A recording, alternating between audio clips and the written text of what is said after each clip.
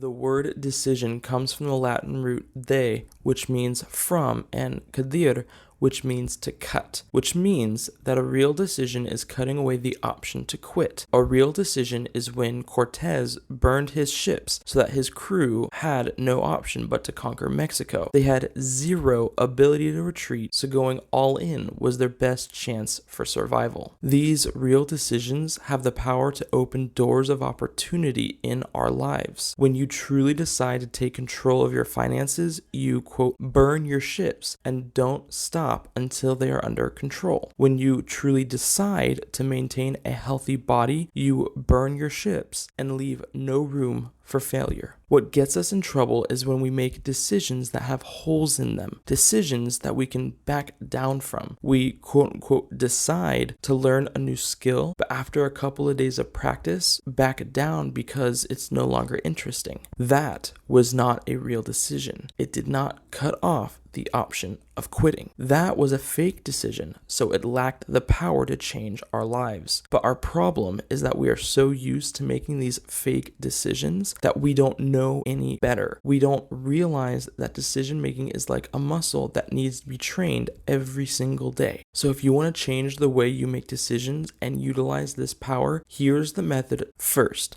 when you make a real decision, be flexible in the execution, but not with the end goal. So if you make a real decision to lose weight, be flexible in how you lose weight, but do not stop until you have lost that weight. This is the most important step to mastering how to make real decisions. Second, learn from your decisions. No one is perfect, and you will fail from time to time, but practice looking for the positive in that failure. What did you learn that will make your next decision better? Will you change the way you work out or how often you work out? Remember, be flexible in how you achieve your goal, but concrete in the goal itself. Third, make as many decisions as possible. This truly is a muscle that needs to be worked out. If you struggle with deciding what or where to eat or what to wear for the day, then how can you expect to not struggle making the bigger decisions?